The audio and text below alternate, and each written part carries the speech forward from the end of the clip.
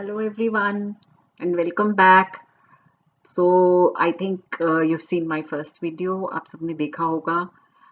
आज मैं एक और वीडियो बनाने जा रही हूँ और मैं इसमें आपको सिर्फ बेसिक इन्फॉर्मेशन दूंगी कि बेसिकली आपको क्या-क्या चीज़ों की तैयारी करनी है to apply to any country. आप किसी भी कंट्री में अप्लाई करते हैं तो एक बेसिक आपके पास होना चाहिए कि ये हमें तैयारी करनी है. अगर आपके पास वो रेडी है तो आपको एप्लीकेशन में डिले नहीं होगा, आपकी डेडलाइंस मिस नहीं होंगी, कुछ भी नहीं होगा. तो आइए सबसे पहले हम देखते हैं कि आज हमें बेसिक क्या-क्या तैयारी करनी है ताकि हम अपने ड्रीम को पूरा कर सकें. Because I know how important it is and how sometimes what happens is कि आपकी डेडलाइन है, आपको मीट करनी है और आपके पास डॉक्यूमेंट्स ही नहीं है. Then you miss those deadlines. बहुत बेसिक डॉक्यूमेंट्स की रिक्वायरमेंट है, बहुत बेसिक टेस्ट्स की रिक्वायरमेंट है. अगर वो सब होगा तो there will be no problem and you will be able to apply without any hassle. तो जो सबसे पहले हमारे पास 3 क्वेश्चंस होते हैं जो कि हमें पहले आंसर करने चाहिए. सबसे पहला कि हमें कौन-कौन सी कंट्रीज में अप्लाई करना है. Which all countries. So for example, what you can do is you can make a file. उसी के ऊपर आप एक सबसे पहले एक पेज बनाइए जिसमें लिखिए कि कौन-कौन सी कंट्रीज में आप अप्लाई करना चाहते हैं. आप चाहते हैं US, Canada, Germany. So just write US, Canada, Germany. And then below that, what you need to do is then your second question is which universities. आपकी countries हो गई, then उन countries के अंदर which universities. For that you have to research. So I will make a separate video on each country and how to choose the universities. आपके 3 questions answer होने चाहिए. ये countries, ये universities, उन universities के अंडर कौन से courses. जरूरी नहीं है कि आप एक ही कोर्स को ही सिलेक्ट करें और सारी यूनिवर्सिटीज में वही कोर्सेज सिलेक्ट करें.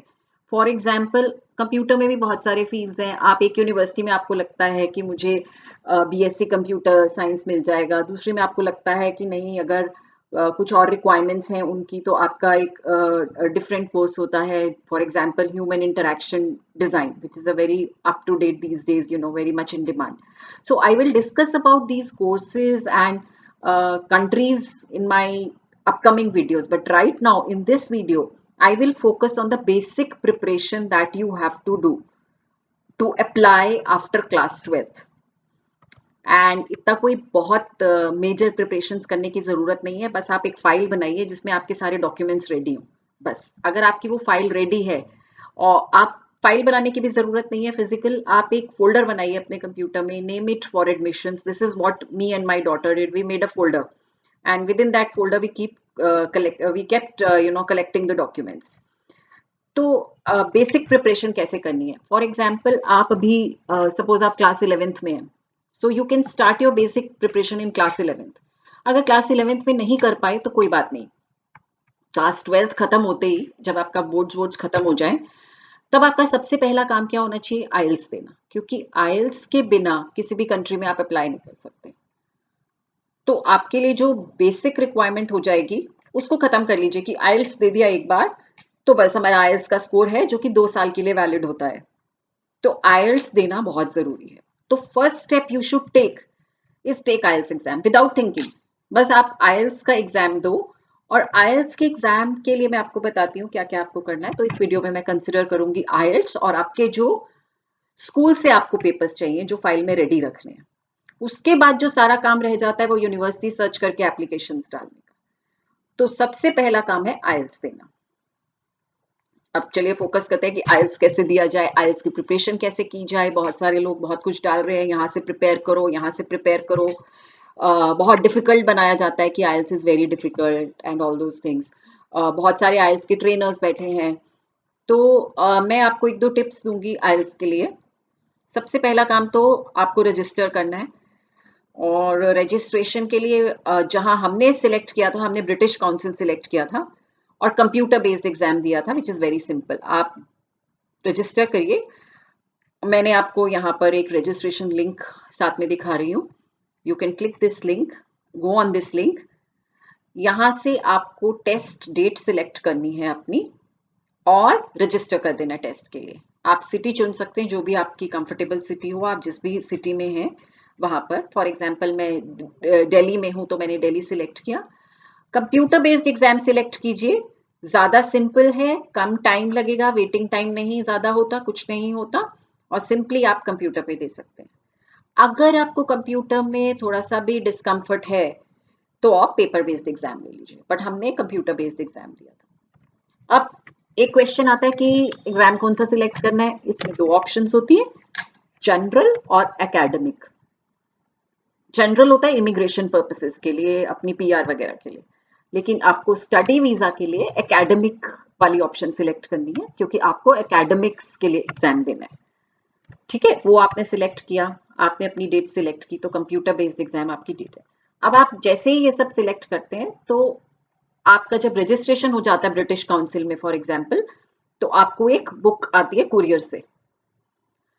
अब कॉस्ट कितनी आयल्स की पहले ये देखते हैं। कॉस्ट होती है अराउंड 14-15 हज़ार रुपए के आसपास लगते हैं, 14,000 है शायद आज की डेट में।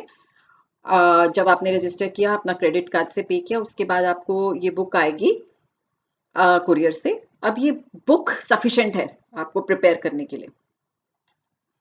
4 सेक्शंस होते हैं, reading, speaking, listening and writing.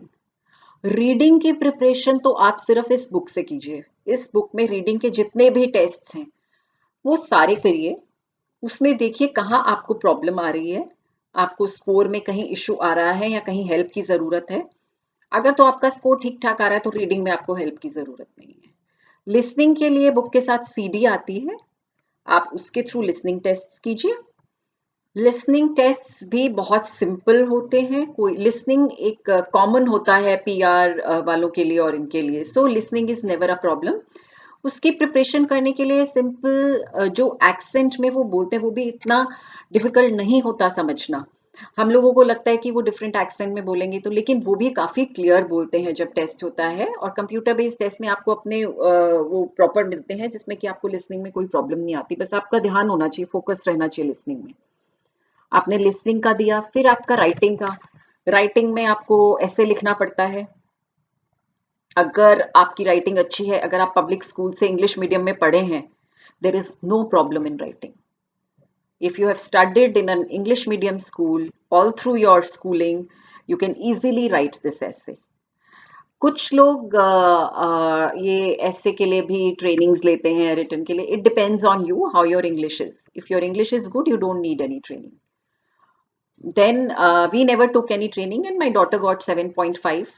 She got 8.5 in reading, 8 in listening, so which was very good score. And she did only 2 days of preparation. उसके पास टाइम नहीं था 12th में, 2 दिन लगे वो बुक में से रीडिंग के टेस्ट करने में, कुछ लिसनिंग के टेस्ट किए। बट मैं आपको 2 दिन नहीं बोलूंगी, आप आई थिंक 10 days मेरे हिसाब से, अगर आप अबव एवरेज आपको कंसिडर करते हैं इंग्लिश में, तो 10 days इज इनफ।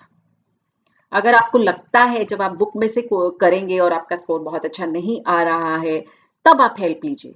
अदरवाइज आपको हेल्प की जरूरत नहीं है। आप अननेसेसरली पैसे मत वेस्ट कीजिए।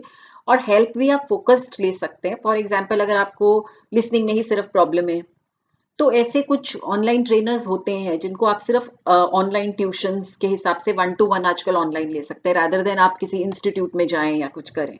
मेरे हिसाब से आप वो लीजिए, क्योंकि वो फोकस ट्रेनिंग रहती है आपकी स्किल पे कि आप कहाँ गड़बड़ कर रहे हैं।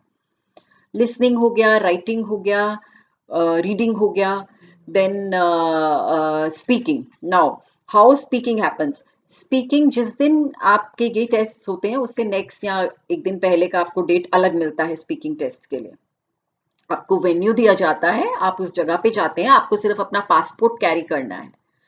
जब आप वहां जाएंगे वेन्यू पे, तो वहां पर जो एक रूम में जाते हैं, आप अकेले होते हैं और एक ही पर्सन होता है वहां पर जो आपके लिसनिंग को टेस्ट को करता है। उसमें आपको पहले वो आपसे एक नॉर्मल कॉन्वर्सेशन करते हैं, please sit, please have a seat, what's your name, show your passport, 2-3 चीजें।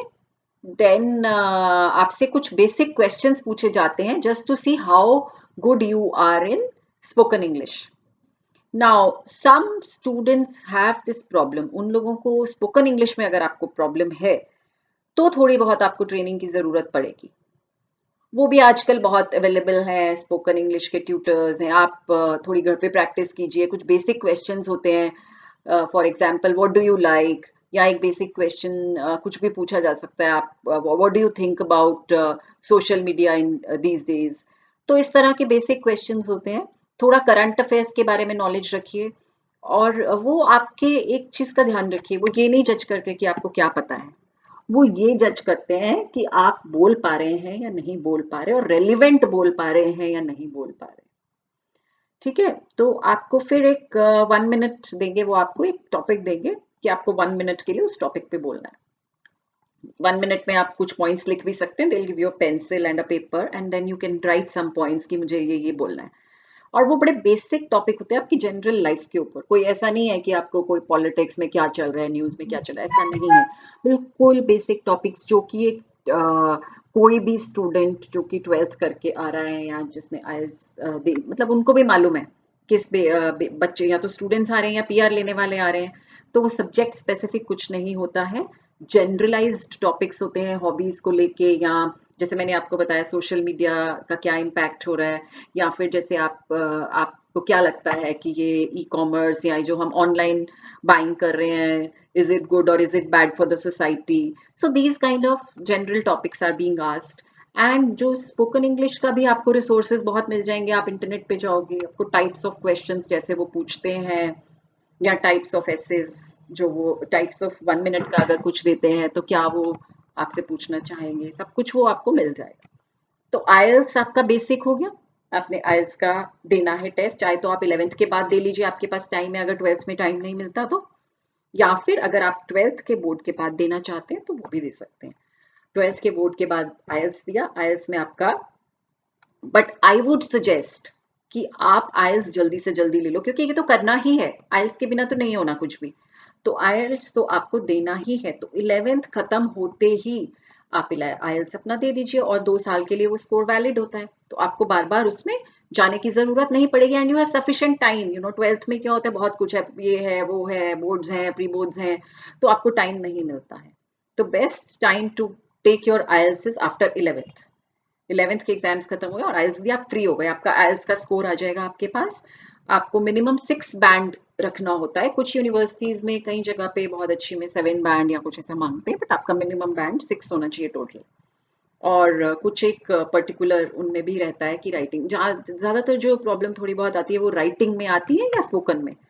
लिसनिंग और रीडिंग काफी हद तक बच्चे कर लेते हैं, अगर आप इंग्लिश मीडियम से हैं तो आपको कोई प्रॉब्लम नहीं है।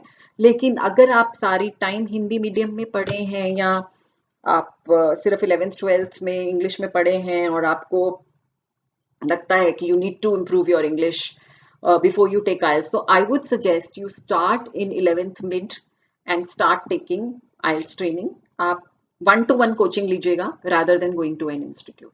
1-to-1 कोचिंग के बहुत सारे इंस्ट्रक्टर्स हैं, मैं नहीं हूँ, I am not an IELTS instructor, but I would suggest that it's very easy, you can get 1-to-1 trainer। हमने क्या किया था, एक ट्रेनर लिया था, बट जब मेरी डॉटर ने उसके साथ कम्युनिकेशन किया तो उसने सीधा बोल दिया कि आपकी डॉटर को रिक्वायरमेंट ही नहीं है, बिकॉज उसकी रीडिंग में वो काफ़ी स्ट्रांग थी रीडिंग में, और लिसनिंग और स्पीकिंग में भी बहुत स्ट्रांग थी, तो उसको ज़रूरत ही नहीं पड़ी। तो जहाँ जहाँ आपको फोकस होगा वहाँ वो आप ट्रेनिंग ले सकते हैं। सो दिस इज अबाउट आइल्स।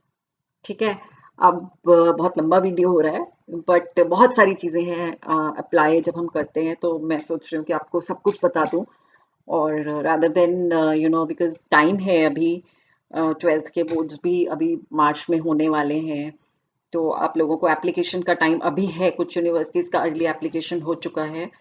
तो मैं इसलिए आपको कोशिश करूंगी कि मैंने जो सीखा, या when I applied, I have done 2 years of research in this। I started in 11th when my daughter was in 11th, now she's doing her college, and she's studying in one of the top Canadian universities।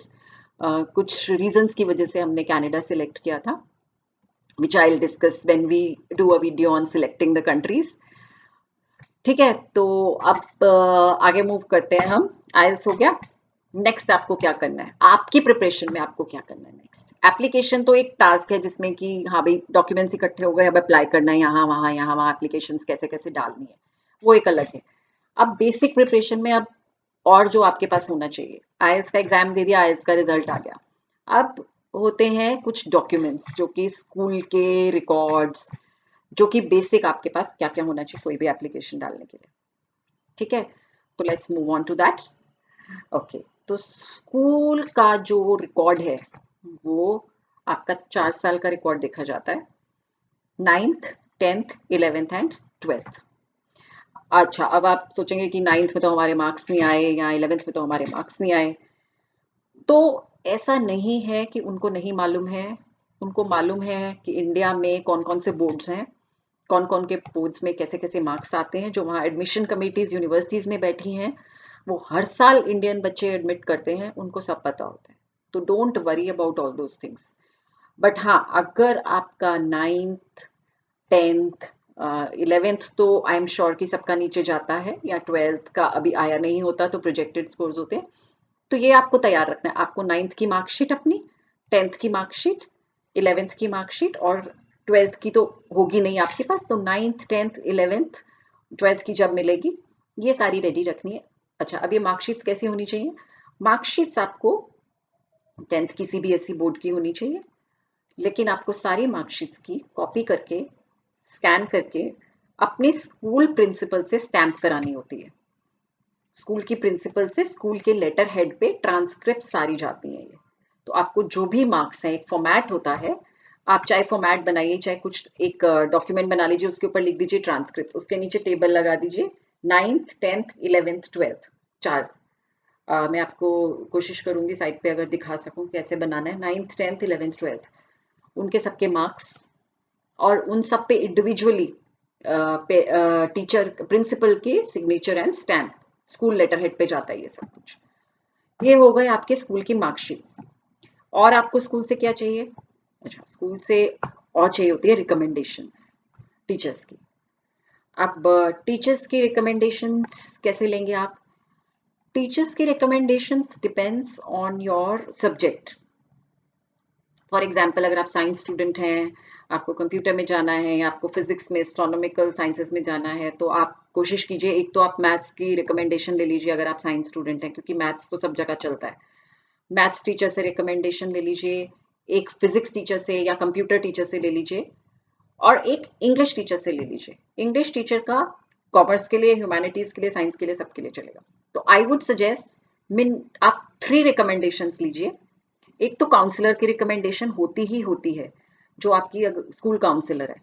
अगर आपके school में कोई counsellor नहीं है तो कोशिश कीजिए if you can get a recommendation from the principal और फ्रॉम एनी अदर अगर काउंसलर नहीं है तो एडमिन में पूछ लीजिए कि कौन रिकमेंडेशन दे सकता है आपके जनरल बिहेवियर के ऊपर, या आपकी जनरल एक आपने स्कूल में कैसा परफॉर्म किया उसके ऊपर। अगर आप किसी स्कूल में अपने हाउस कैप्टन रह चुके हैं और आपने हाउस की एक्टिविटीज में बहुत पार्टिसिपेट किया है तो अपनी हाउस टीचर से ले लीजिए एक रिकमेंडेशन लेटर। अगर आप म्यूजिक में आ गए हैं तो अपने म्यूजिक टीचर से लीजिए, एक ऐसे टीचर से भी ले लीजिए जो आपकी को करिकुलर एक्टिविटीज को थोड़ा एनहेंस करें। ये आपकी 3 रिकमेंडेशंस मैं सजेस्ट करूंगी, 3 जरूर रखिएगा। 3 रिकमेंडेशन लेटर्स, ये लेटर्स भी स्कूल के लेटर हेड पे होंगी, लेकिन उसमें सिग्नेचर जो होंगे नीचे वो टीचर के होंगे। तो ये हो गई हमारी स्कूल की प्रिपरेशन जो स्कूल से हमें चाहिए। स्कूल से हमें चाहिए ट्रांसक्रिप्ट्स प्रिंसिपल के सिग्नेचर्स के साथ और स्टैम्प के साथ, और रिकमेंडेशन लेटर्स चाहिए हमें टीचर्स से। अच्छा, अब एक चीज और चाहिए होती है, वो होता है प्रोजेक्टेड 12th का स्कोर। क्योंकि स्कोर अभी आया नहीं होता 12th का जब हम एप्लीकेशन डालते हैं, तो प्रोजेक्टेड स्कोर टीचर्स देते हैं या स्कूल देता है आपके मिड टर्म के बेसिस पे, मिड टर्म पे या फर्स्ट टर्म के बेसिस पे। तो वो स्कोर लेना बहुत ज़रूरी है आपको। अब प्रोजेक्टेड स्कोर के बिना आपकी एप्लीकेशन नहीं जाएगी, क्योंकि चारों जाते हैं। तो जो 12th का होता है वहां पर लिखा जाता है प्रोजेक्टेड स्कोर। अब प्रोजेक्टेड जो है वो आपके मिड टर्म और उसकी परफॉर्मेंस पे डिपेंड करता है। परफॉर्मेंस तो थोड़ी कम होती है मिड टर्म में 12th के बोर्ड्स में या प्री बोर्ड्स में हमारे यहाँ। तो I suggest what you do is you talk to your principal based on your 10th score में बी, कि 10th बोर्ड में हमारे इतने आए थे तो दिस इज माई प्रोजेक्टेड। अब क्या होता है, काफ़ी स्कूल्स जिन स्कूल्स में बच्चे बहुत ज़्यादा अब्रॉड नहीं जाते हैं, वहाँ कोई काउंसलर नहीं होता, उनको आइडिया नहीं होता कि प्रोजेक्टेड कितना देना चाहिए कितना नहीं देना चाहिए। आपका जो प्रोजेक्टेड स्कोर है, अगर तो आपका 90 प्लस है तो well and good, nothing like it. But अगर आपका 90 प्लस नहीं है, 80 85 के बीच में है, तब भी अच्छा है।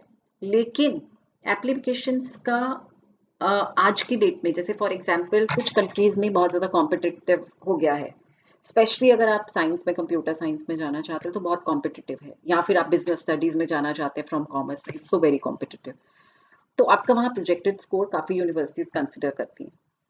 तो बेटर रहेगा आप अपनी फर्स्ट टर्म या मिड टर्म में अच्छा परफॉर्म करें ताकि आपको प्रोजेक्टेड स्कूल से अच्छा मिल जाए। या आप अपने 10th के स्कोर को दिखा के अपनी रिक्वेस्ट कर सकते हैं कि your projected is good and you will be able to perform in your 12th class. You can convince your teachers, you can convince your principal to give you a good projected score so that you are able to take an admit based on that. क्योंकि बाद में जो conditions होती हैं वो इतनी stringent नहीं होती हैं। मैं आपको जब कनाडा का कवर अप करूँगी, मैं प्रोजेक्टेड स्कोर के बारे में एक कुछ कवर अप करूँगी इसके बारे में। बट ये बेसिक आपके डॉक्यूमेंट्स जो मैं आपको बता रही हूँ, प्रोजेक्टेड स्कोर हो गया, आपकी स्कूल की मार्कशीट्स हो गई। ठीक है, ये तो हो गए स्कूल से जो लेने हैं, ये आप लेके रख लीजिए। आप मेरे हिसाब से आप 12th के मिड टर्म के बाद ये सारे डॉक्यूमेंट्स ले लीजिए स्कूल से, जितनी जल्दी उतना अच्छा। फिर काउंसलर्स बिजी, ये बिजी, वो बिजी, प्रिंसिपल बिजी, ये नहीं होगा। एक भी डॉक्यूमेंट मिसिंग है तो आप अप्लाई नहीं कर पाओगे, सीधी सी बात है। चारों marksheets stamped signed by the principal, projected score signed stamped by the principal, 3 recommendation letters and 1 from the counselor, या फिर कोई एडमिन या कोई एक्स्ट्रा करिकुलर आपको दे सके। काउंसलर की रिकमेंडेड होती है, तो काउंसलर की रिकमेंडेशन जरूर चाहिए। ठीक है, ये हो गया। अब नेक्स्ट इज, चलो हमने स्टार्ट किया था आइल्स, और थोड़ा ज्यादा लग रहा होगा आपको इस वीडियो में, बट ज्यादा है नहीं, अगर आप स्टेप बाय स्टेप चलोगे तो हो जाएगा। आइल्स तो आपने 11th में दे दिया, सपोज 11th में आइल्स का काम खत्म हो गया। अब आपने 12th के मिड टर्म पे ये सारे डॉक्यूमेंट्स अरेंज कर लिए, ये काम आपका खत्म हो गया। अब नेक्स्ट हमें क्या करना है? नेक्स्ट हमें करना है हमारे एक्स्ट्रा करिकुलर एक्टिविटीज के सर्टिफिकेट्स। वो तो क्या है, आपके पास होंगे, इकट्ठे करने हैं। अपनी मम्मा को जो भी आपने फाइल वाइल बना रखी है, आपकी मदर ने बना रखी है, उस फाइल में से निकालिए और उनको अपनी नई फाइल में लगाइए। सो 9th ऑनवर्ड्स आपका पुराना मिडिल स्कूल थोड़ा बहुत आप लिख सकते हैं, बट जो 4 साल के आपके जो प्रोफाइल में आपके जाएंगे वो 4 साल का जाएगा। आपने कहाँ पार्टिसिपेट किया inter school sorry excuse me, intra school activities में, कहीं डिबेट में किया है, कुछ भी किया है आपने, छोटा मोटा ही चाहे किया हो, आप उसको लेके एक फाइल में रखिए। आप सारे सर्टिफिकेट्स इकट्ठे रख लीजिए जितने भी हैं आपके पास। डिबेटिंग की है, म्यूजिक किया है, डांस किया है, परफॉर्मेंस किया है, कुछ भी, स्पोर्ट्स बहुत अच्छा आपने स्पोर्ट्स में कहीं खेला है, किसी international level, sorry not international, national पे तो बहुत मुश्किल है, बट अगर इंटर स्कूल लेवल पे या स्कूल लेवल पे प्ले किया है, उन सब सर्टिफिकेट्स को इकट्ठा कर लीजिए। पहले तो सबसे पहले इकट्ठा करना है। अब जब वो इकट्ठे हो गए उनको स्कैन कर लीजिए एक फाइल से, स्कैन करके सारी कॉपीज अपने पास रख लीजिए अपने एक फोल्डर में। तो आपका ये अब क्या बन गया, आपका फोल्डर एक बन गया आपका एडमिशन्स का, जिसमें आपका आइल्स का स्कोर है, आपके स्कूल के सारे रिकॉर्ड्स हैं, सारे रिकॉर्ड स्कूल से हो गए, रिकमेंडेशन लेटर्स हो गई, और आपके एक्स्ट्रा करिकुलर सर्टिफिकेट्स हो गए। अच्छा, अब एक्स्ट्रा करिकुलर जो सर्टिफिकेट्स हैं, इसमें एक चीज बड़ी इंपॉर्टेंट है जो मैं आपको बोलूंगी। इसमें एक चीज जो इंपॉर्टेंस रखती है वो है आपका, जो आप कोर्स सिलेक्ट कर रहे हो उसमें आपका कितना इंटरेस्ट है, ये आप कैसे दिखा सकते हो। अब ये है प्रॉब्लम, प्रॉब्लम नहीं है, लोग इसको प्रॉब्लम बना देते हैं। डेमोन्स्ट्रेटेड इंटरेस्ट का मतलब है, जैसे फॉर एग्जांपल आप कंप्यूटर साइंस में अप्लाई करना चाहते हो, चलो ठीक है। अब कंप्यूटर साइंस में वहां पर उनके पास इतना कॉम्पिटिटिव है, उनके पास 10,000 20,000 एप्लीकेशंस आ रही हैं। अब आप बताइए उसमें से वो किसको लें किसको ना लें। दोनों बच्चों के 90% है, दोनों बच्चों के 9th 10th अच्छा है, दोनों बच्चों ने एक्स्ट्रा करिकुलर कर चुके हैं, कहाँ से सिलेक्ट करेंगे? तो कहाँ से सिलेक्ट करेंगे? वो करेंगे जिस बच्चे को उनको लगा कि इसका सच में कंप्यूटर साइंस में इंटरेस्ट है। How would they get to know whether you are really interested in computer science? तो यहाँ की तरह थोड़ा नहीं है, जैसे यहाँ हमारे को तो इंडिया में तो ये होता है जितने मार्क्स आए उसके हिसाब से एडमिशन्स हैं। वहाँ यूनिवर्सिटीज ये भी देखती है आपका कितना इंटरेस्ट है उस सब्जेक्ट में, और मैं कहूँगी ये राइट भी है। आप वो सब्जेक्ट कर ही नहीं पाओगे अगर आपका उसमें इंटरेस्ट नहीं है, तो क्योंकि हायर स्टडीज काफ़ी टफ हो जाती हैं वहाँ पर।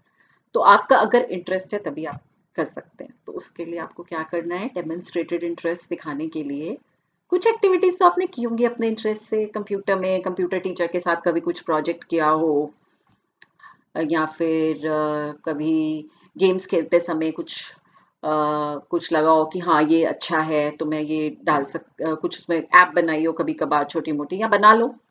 आजकल तो ऐप बनाना भी बहुत इजी है, बहुत सारे सॉफ्टवेयर्स हैं।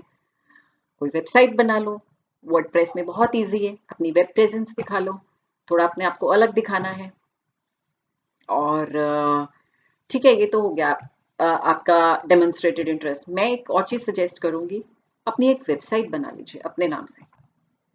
उसमें अपने नाम का वेबसाइट लिया, उसके नीचे अगर आपके पास टाइम है या एफर्ट है या पैसे हैं तो अदरवाइज नहीं कीजिए काम, जरूरत नहीं है। अगर कर सकते हैं तो उससे बेटर यूट्यूब पे डाल दीजिए कुछ अपना। यूट्यूब पे अगर आपको म्यूजिक में इंटरेस्ट है, आपने 2-4 सॉन्ग्स डाल रखे हैं, आपका चैनल है, आपको कुछ व्यूज हैं, तो और स्ट्रांग हो गया कि आपका एक एक्स्ट्रा करिकुलर है कुछ अच्छा। अगर कर सकते हैं तो। अगर नहीं है तो वो आपके पास जो एग्जिस्टिंग है उन्हीं से कीजिए। उन्हीं पे जो आपके पास एग्जिस्टिंग जो आपकी स्किल्स हैं उन्हीं से डेमोन्स्ट्रेशन दिखाइए कि yes I am interested in this. अगर आपको बिजनेस में अपना इंटरेस्ट दिखाना है तो आप किसी भी तरीके से दिखा सकते हैं। आप ये दिखा सकते हैं कि अगर आपके पापा बिजनेस में हैं तो आप कैसे अपने पापा को बिजनेस में हेल्प करें छोटी छोटी चीजों से, कि sometimes I help in preparing the plan और telling him the marketing strategies or discussing the sales strategies with him. And अगर आपके पापा या मम्मी कोई बिजनेस में है तो इंटर्नशिप का सर्टिफिकेट ले लीजिए। आप बिजनेस में अगर थोड़ा बहुत साथ दे रहे हैं उनका, या कभी कभार जाते हैं ऑफिस या शॉप या कुछ भी, you can always help them in their business and always take that internship and mention that yes I have done this. तो क्या होता है, आपको जब अपनी एप्लीकेशन बनानी होती है अपार्ट फ्रॉम द ग्रेड्स, वो आपसे जनरली कहते हैं आप ऐसी एक्टिविटीज लिखिए, 4-5, कई जगह तो 10 लिखनी पड़ती हैं, एटलीस्ट 5 तो चाहिए ही आपको, कि जिसमें आपको लगता है कि ये 5 एक्टिविटीज मेरी बहुत अच्छी हैं जो मेरे को थोड़ा स्टैंड आउट कराती हैं रेस्ट ऑफ द क्राउड से। तो वो 5 एक्टिविटीज आपके लिए बहुत इंपॉर्टेंट है, और उन्हीं के अराउंड आपका एस्से होना चाहिए। नेक्स्ट वीडियो में एस्से भी डिस्कस करेंगे कि कैसे एस्से लिखना है और क्यों एस्से को इतना बड़ा बनाया जाता है, किसी को हायर करो, किसी को ये करो, कोई ऐसी जरूरत नहीं होती है। तो ठीक है, अब हमारी बेसिक प्रिपरेशन क्या हो गई, आइल्स हो गया, हमारे डॉक्यूमेंट्स हो गए, स्कूल की रिकमेंडेशन लेटर्स हो गई, और एक्स्ट्रा करिकुलर जितने भी सर्टिफिकेट्स हैं सारे इकट्ठे कर लिए हमने एक फाइल। ये आपकी बेसिक प्रिपरेशन हो गई, इतना कर लीजिए। एंड नेक्स्ट वीडियो में हम, आप इतना करिए, कर सकते हैं इसी टाइम पे, this is the time if you are in 12th grade.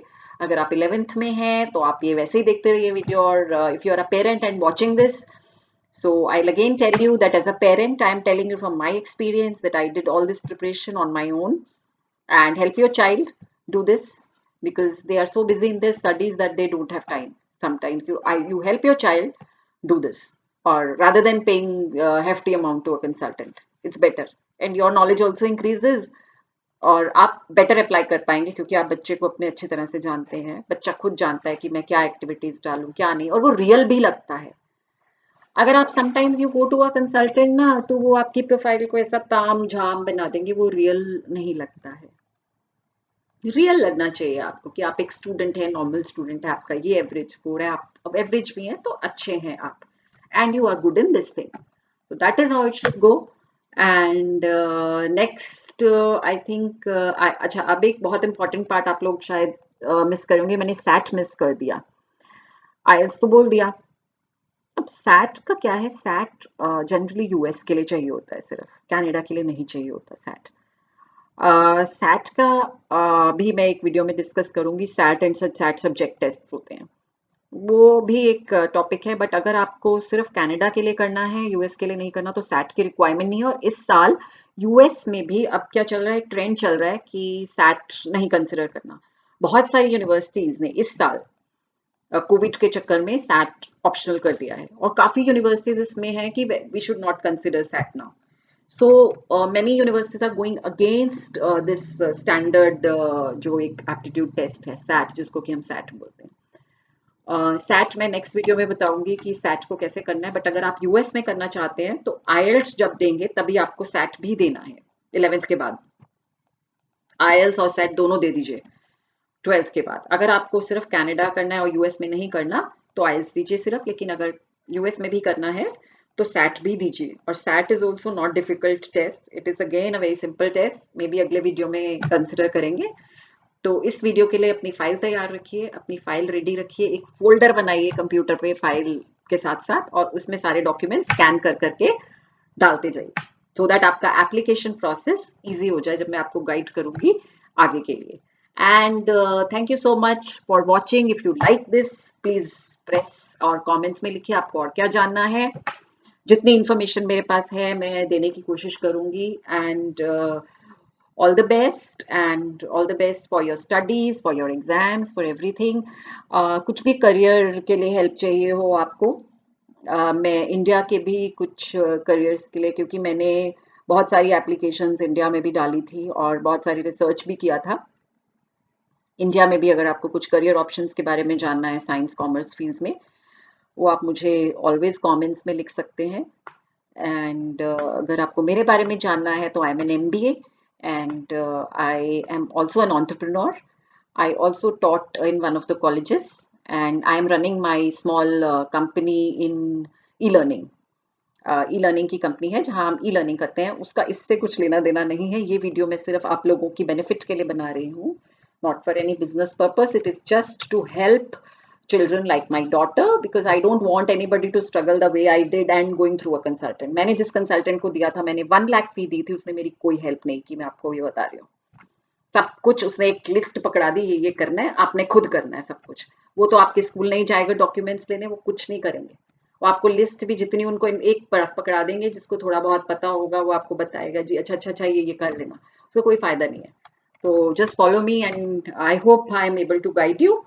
Thank you so much. Have a nice day. Bye bye.